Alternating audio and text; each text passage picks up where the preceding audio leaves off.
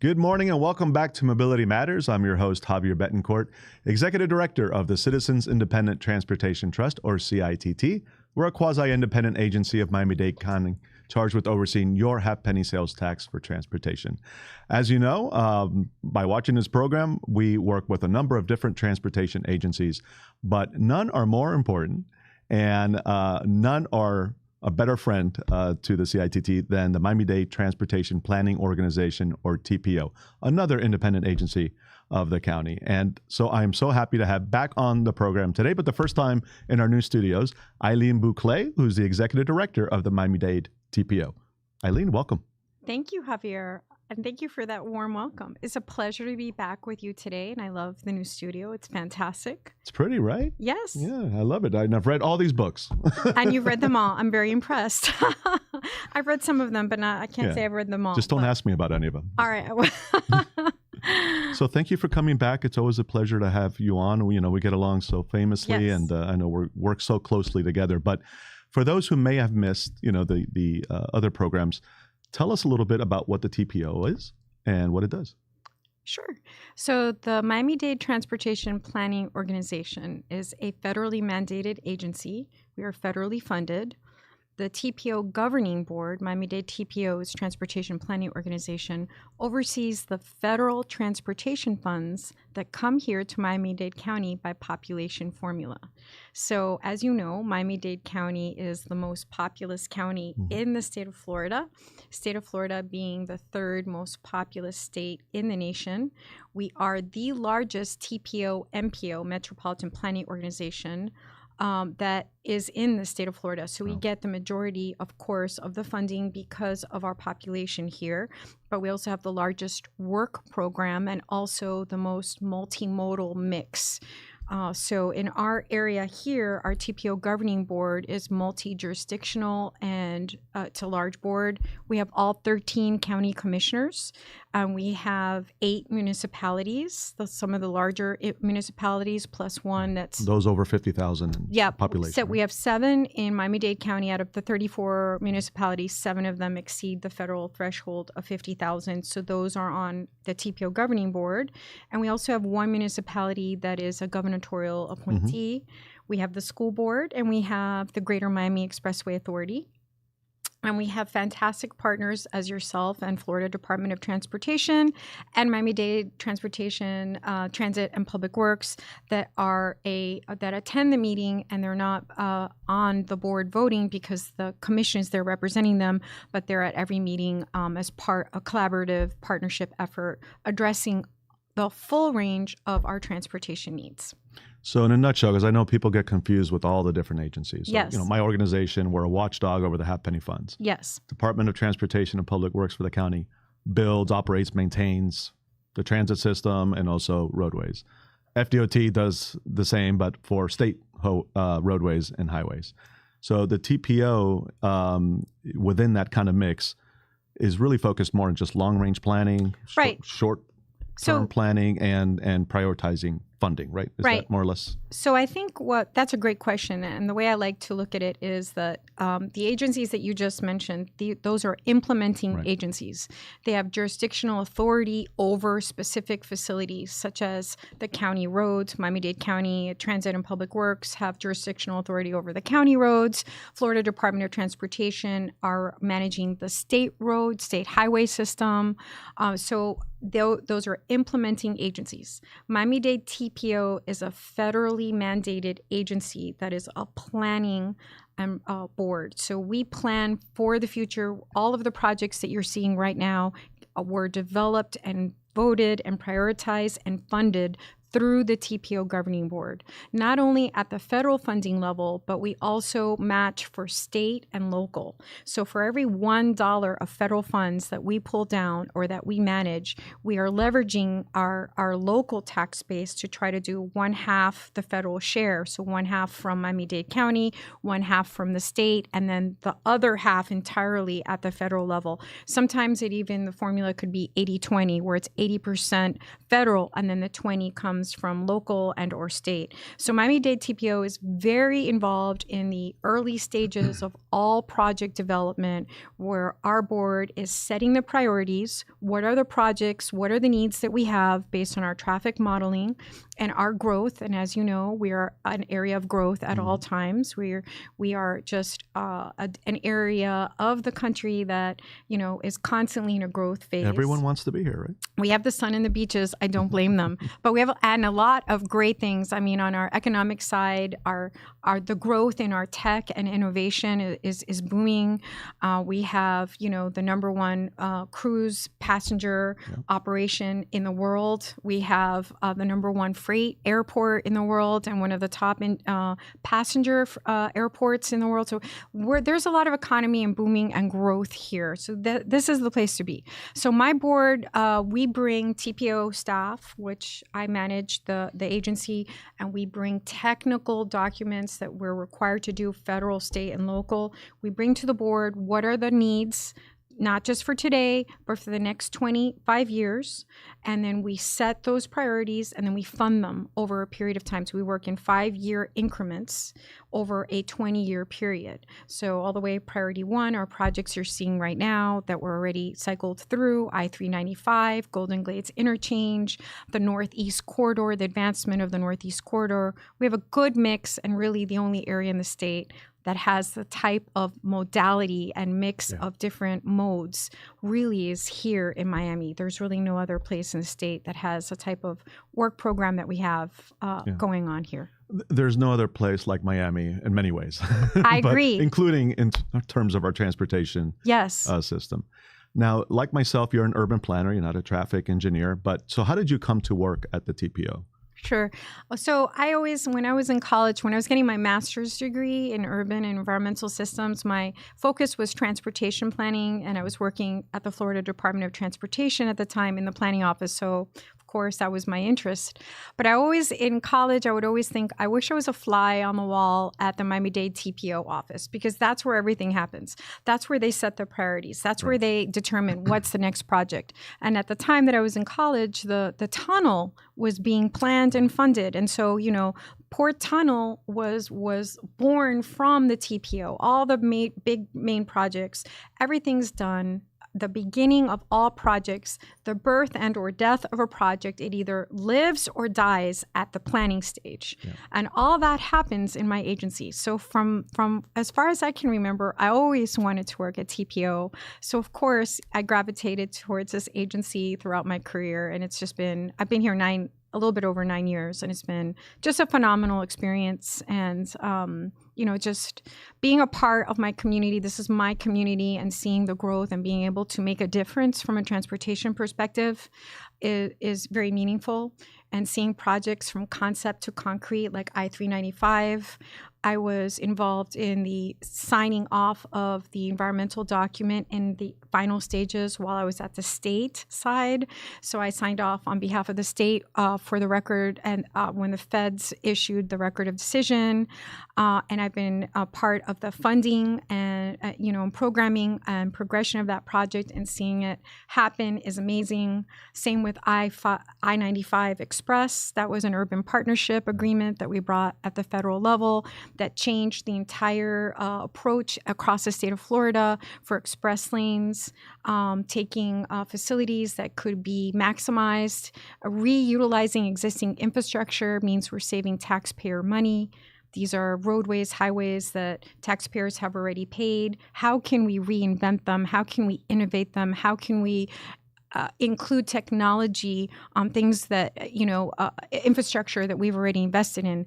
That's the future. So, how do we introduce transit, micromobility? How do we expand mobility? So seeing all these kind of things kind of pull together and move forward so we can leave it a better place for the next generation is important. I mean, it's a slow grind. I'll be honest. There's funding. Takes a long time. It takes a long time. You have a lot of federal and state requirements. The environmental process is highly regulated, and it's multi-year process just to get through an environmental clearance to get funding for a project. Everybody wants to see this overnight. no one more than my board, but every single project that we prioritize has a very, strict process of environmental design, engineering, construction, and then you're going to see a project coming out soon, which is the South Dade Busway. Yeah. We're very excited about that. That was prioritized on my board, and we received a federal grant for that. And we leveraged our local funds, CITT, thank you.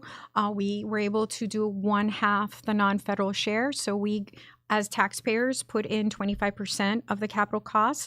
The state put in the other 25%, and then we pulled down the remaining 50% at the federal level. So that was my TPO governing board that set that project and funded it. So and here we are about to open it. That's right. Hopefully late September.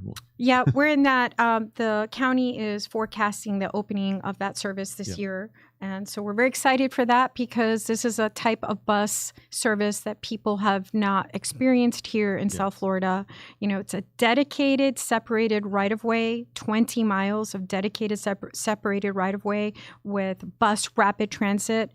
And that means that we're going to introduce reliable, safe service that is going to get you from one point to the next at a more reasonable time frame than a bus sitting in regular traffic and in the same level of congestion as cars. So the more that we expand mobility options, the more we're giving people different ability to get to work that is beyond just a single occupant vehicle. We want everyone to try to find their way to try transit if they can, but if they can't, please know that every shift onto transit is one less car in the congestion queue. So even if you're not a transit user, support transit if you can, because that's part of the overall mix of congestion reduction. It's in everyone's interest, right? Yes. And it's also driving even smarter development through transit-oriented developments and transit-oriented communities. Yes. And I know that as a TPO, you're not just focused on mobility. You've conducted studies that kind of tie those projects and those investments into the surrounding land use. Yes, we've worked very closely with the county on this, and we've officially transitioned Miami-Dade County from a transit-oriented development community, i.e., we are actually a transit-oriented community now. So what we're doing is every project that is surrounding or near an existing or future transit station has very specific amenities that are more of a community level. We're talking parks, we're talking livable areas, we're talking facilities for micromobility, bikes, pedestrians. We're talking about a mixed housing that facilitates across the demographic range of affordability for living near transit stations. And we're talking about the first last mile so that when you're near a transit station or we want to get you to a transit station through one of our smart demo projects that will actually pick you up and take you to a transit station, we want to make sure that that last mile is covered as well. So we have another program that we're very proud of since 2018 that has really flourished and really changed the way that we are moving here in Miami really since 2018. So we've been quietly building an expansive first last mile network here in Miami-Dade County that will be on board and ready to receive all the future transit projects that we have prioritized that we're following through the process for our future. And I know a lot of that has been done in partnership with many of our 34 municipalities as well as the county. So put a little meat on that bone. So what are some of these first last mile services or projects? Sure. We're talking about like on demand or bike ped or a little bit of everything. I feel like you're being a bit, humble here. So I want to give a shout out and credit to you as the executive director of CITT and your board, because you were one of the first supporters of the Miami-Dade TPO Smart Demonstration Program. It was created and unanimously adopted in 2018 to start working with all 34 municipalities as well as our state partners and the county to start introducing a different type of innovative approach. How are we getting people to transit? For example, before 2018, mostly your choices were if you didn't live close enough to walk, and even if you didn't want to walk, you would be what we call a single occupant vehicle driving to a parking lot, a park and ride, or But we know that when you're doing that, sometimes we're going to lose that transit driver because they're already behind the wheel and they're going to be, you know what, I'm just going to drive, whatever.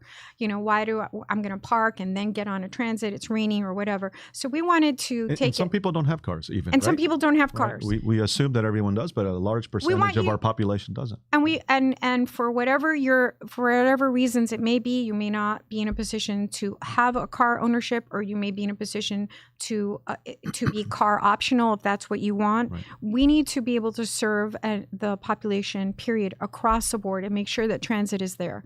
So what we introduced was a first last mile on-demand concept. It was piloted in 2018 at 3 Metro Rail stations. It was highly successful. We picked 3 stations as a test pilot, and we started offering a service that would pick you up and take you to transit. And then when you arrive at your station, your last mile, it would take you to the last mile to a vicinity where you could walk or finish your last mile. And it was highly successful. And now the county is running this at every station on Metro Rail, in addition to all 34 municipalities have interacted not only with me, but with you. Yeah. And the great thing about this program is that we're able to leverage state funds to pilot this for a 3-year period before we put our taxpayer funds out and risk a pilot to see whether or not this works. So we have the state partnership at the table at 50-50, and then we follow it for 3 years. There have been some that we've decommissioned because they just didn't produce the type of ridership that we thought it would, and we all collectively agreed was not the best use of taxpayer funds. But we have some that are just phenomenal, we've exceeded 11 million riders since we started the program, and it's across the entire county, north, south, east, west. We now have municipalities that have taken it beyond the original concept of to and from existing current transit stations, and they're doing it completely inside their municipality. And they offer on-demand or fixed route constantly during the day within their boundaries to try to reduce the cars, your need to get into a car and drive just down the street for something. So these are multi-passenger vehicles, they're trolleys, they're vans, and they're really, giving you that option to not only give you a car-free ride where you could maybe be doing work or reading or just meeting your fellow neighbors, and just sitting back and letting somebody else do the drive, right? We at least want to give you the option. Yeah. So Miami-Dade TPO governing board is really focused on expanding mobility options using any and all means, whether it's highway, roadway, technology, or reutilizing and re-innovating our existing infrastructure. And we have all sorts of those projects all over our long-range and short-range plan. So we've talked about transit and, of course, roadway. So let's talk about the other modal choices, which is bicycle, pedestrian. Yes. And I want to talk about it because I want to give the TPO a lot of credit because it hasn't always been a popular discussion in Miami-Dade County. I think we're far behind a lot of places, some of our peer cities throughout the country and certainly the world. But the TPO is really taking the lead in starting to push bicycle, pedestrian infrastructure and mobility. So what is it that you've been doing on that front? So I feel you're right in some ways, and I agree with you that it's probably not the number one topic that has been discussed over time when it comes to transportation. But if you think about it, 100% of us, we all start out every single day in our commute as a pedestrian. Mm-hmm. Whether you're walking to your car or you're getting on your bike or you're walking to a station or you're walking to your smart demo project, your smart vehicle that's picking you up through our program, you are a pedestrian. Now, unfortunately, the state of Florida is the number one state in the nation with the highest fatalities and injuries when it comes to bicycles and pedestrians. So I'm going to accept that you're acknowledging our agency because my governing board has been very focused in wanting to reverse this trend. So we do not want to be on this list. This is a list that, Not the the list type of number one that we want to you're be aiming on. for. Yeah. So we want to get off the list. Now, in the state of Florida, Miami-Dade County is not the area with the highest bicycles and pedestrian fatalities and injuries, but we do have them, and we are in the state with the highest. So we have done an extensive effort. We're focused on reversing the trend, and we have gone above and beyond to start introducing additional infrastructure investment to start reducing these type of incidents. Our goal is zero fatalities and zero injuries. What we call Vision Zero. Right? Vision Zero. And, this is such a serious topic. And, these are not accidents. These are crashes. Mm-hmm. Anytime that you have an incident between a vehicle and a pedestrian, or a bicycle and a pedestrian, or a vehicle and a bicycle, that is a crash. And the person on the bicycle or the pedestrian is never going to be on the winning side of this. No one's going to win. But that is always serious. And so, unfortunately, we have fatalities and injuries here. So we're focusing on trying to bring best practices to South Florida from anywhere in the country and anywhere around the world, where they have shown that they've been able to effectively reduce these type of incidents in highly metropolitan and also rural areas, other areas of our county. We want all pedestrians, the second you step out of your house, mm-hmm. we want you to be safe. We're focusing on safe routes to schools. We're focusing on safe routes to parks, and we want safe routes to transit.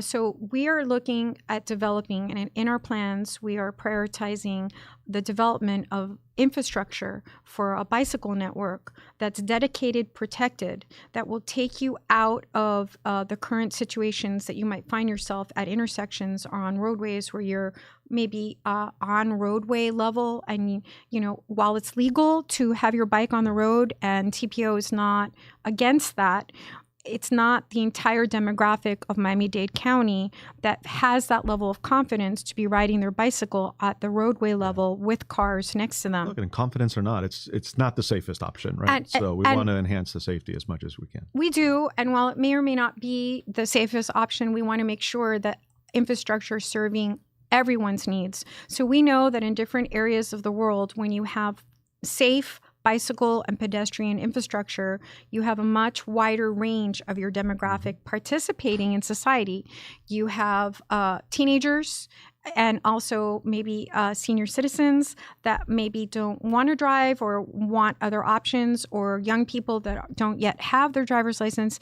They're active participants in society because it's perfectly safe for them to ride their bikes or walk to school or go to the park or go to their soccer. Yeah. Put your screens down and go outside. All right. Like we used to when we were growing up, right? So, other areas of the world do this. They do it very effectively. And, there's so many benefits to it that we can get into, not just healthy benefits, but, just being out in society and being able to participate and not be, not only you're not because you have a driver's license, therefore now you can go and do what you're going to do. That's important. So we want to make sure that the transportation network is serving all of our community and not just one segment of our community. So from something as basic as bicycles and pedestrian, we'll call it walking, right? I love that term, pedestrian. From walking and riding your bike to now, let's shift over to the other end of the spectrum. We're living in really transformational times in transportation with all these new technologies, whether it's big data pushing things like, rideshare or, eVTOLs or autonomous vehicles. I mean, the future is really fascinating in this arena. So what is it that the TPO is doing to kind of prepare for that future? Sure. This is such a great topic, Javier. Thanks for bringing it up. I think that there is a lot of technology and innovation out there, and I believe that a lot of technology already existing today, but is being applied across different industries, just perhaps we haven't quite connected the dots yet to bring that type of technology into transportation. But there's a lot of technology that exists today that can help us manage our network, to kind of manage the congestion, to reduce it, to maximize and efficiency and make it more efficient with our flow, not just for congestion on our commuting population, but freight and logistics. We do have significant freight coming through here, and how are are we managing that flow and keeping our network open for that, for our future growth of our economy? And there's a lot of technology, everything from autonomous platooning vehicles that might be used for freight to future autonomous vehicle for driving. We have been hearing about this technology for years. It continues to evolve. We want to see this application applied across the spectrum. We want to see it introduced in not just Miami-Dade County, but across the network. There's a lot of safety for this. There's different concepts on how autonomous vehicles can be applied.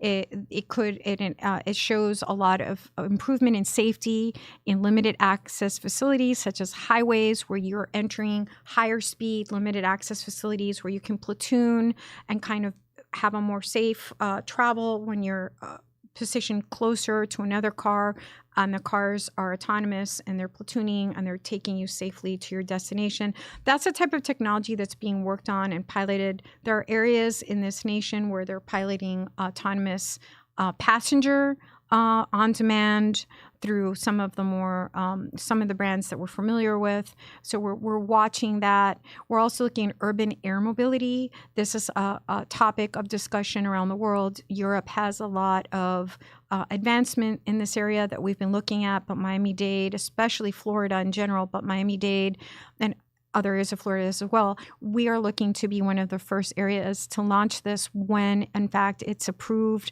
as a technology that's viable. There's a lot of application for freight and also passenger. The way we're going to move and our entire network will shift, and we want to make sure that we're ready for this, and we're looking at policies from a planning board perspective as to how we can work with these technologies. We want to look at next generation autonomous people mover technology. We want to look at robotics and artificial intelligence and how that's going to take us to the next level with our freight and logistics, in which that is a main part of our economy here in South Florida. Mm-hmm. Miami International Airport is a main driver in our economy, and freight is a big, huge part of that. So, there's a lot of next generation things that we've mapped out in our long range plan that we want to stay open with. And I'm going to give you an example why it's so important to do this. You and I are old enough to remember the days where we would stop and put a quarter, let's be generous, maybe a quarter or two into a toll booth as we're driving down a highway, and that was just life, toss it right? into that little basket, Yeah. So Miami-Dade County is known, and we have proven over time to be one of the first areas in the state to pilot new and emerging technology, not just because of our population, but because in general, our population does embrace new technologies. Mm-hmm. So at the time where SunPass, electronic tolling was just a new concept, we found ourselves as the number one area in the state with the highest percent of population that actually had transponders in their cars. And because of that, we were able to shift early into a electronic tolling system and also introduce an express lane system at the same time and start eliminating these toll booths. And all of that was technology. And so, while you can look back and say, hey, we used to put quarters in our toll booths and now we can flow through them. Did that improve the flow? Yes. Is there still congestion? Yes. But we eliminated something that has some benefit. Technology is always showing up, and we want to make sure that when it's ready, when it's here, that we have policies that we can adopt them, and that there are ways to make our existing infrastructure more efficient. Really the key is reutilization of existing infrastructure. Right. How do we take it to the next level? Squeezing out that efficiency, improving safety with what you have, because we really can't expand much, right? We're constrained in Miami-Dade County. Right, and we want technology to be a part of it. And if it can be on your phone, we want it tied to something that's on your phone. And if you don't have a phone, we want to be able to have a telephone, a service system that we can pick you up and give you access in a first last mile form to wherever you're going, to your final destination and or transit. And again, taxpayers have already funded the infrastructure we have today. So anytime that we introduce technology that makes it more efficient, that's a win for everyone. So speaking of the future, and not necessarily technology, but let's talk about the children, because the children are our future, as Whitney Houston used to sing. And I know that you have a school board member on your governing board, and that you have some fun initiatives that you're working on with the school board. Tell us about that. Sure. So our school board member is very active on our TPO governing board, and he is a super advocate, as am I, and our governing board as well. We're very focused on student, pedestrian, and bicycle safety. And I want to say student here because students are different. The way they interact with traffic can be unpredictable. You may be in a vehicle driving and think that a child is going to stop in front of you, and the truth is they may not.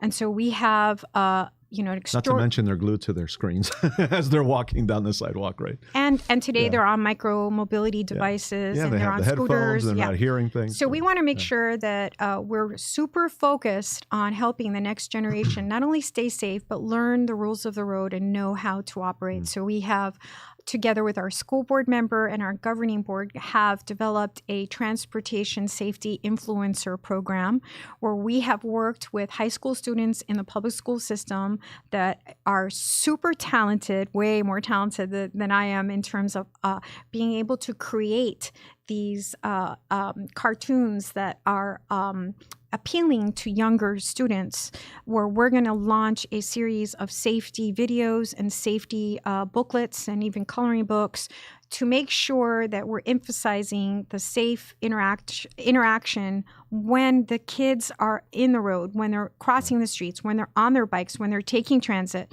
and also when they start driving. We want them to have a heightened awareness of those pedestrians and bicycles around them as drivers, as future drivers.